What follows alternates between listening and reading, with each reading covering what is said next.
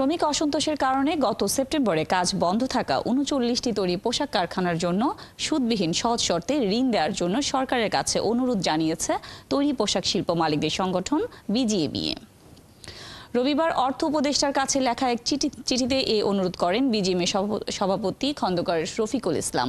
সংগঠনটি বলেছে এসব কারখানার শ্রমিকদের বেতন ভাতা সময়মতো পরিশোধের জন্য এই ঋণ প্রয়োজন।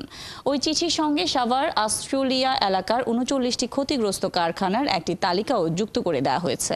চিঠিতে খন্দকার রফিকুল ইসলাম বলেন, বর্তমানে ওই প্রতিষ্ঠানগুলো আর্থিক সংকটের মধ্যে রয়েছে। এমন অবস্থায় দেশের সর্ববৃহৎ রপ্তানি খাতকে টিকিয়ে রাখতে ক্ষতিগ্রস্ত ৩৯টি প্রতিষ্ঠানকে সেপ্টেম্বর মাসের জন্য বেতন ভাতা পরিশোধের সুদবিহীন সহজ শর্তে ঋণ প্রদানের ব্যবস্থা করতে অর্থ উপদেষ্টার কাছে বিশেষভাবে অনুরোধ জানান বিজিএমইএ সভাপতি।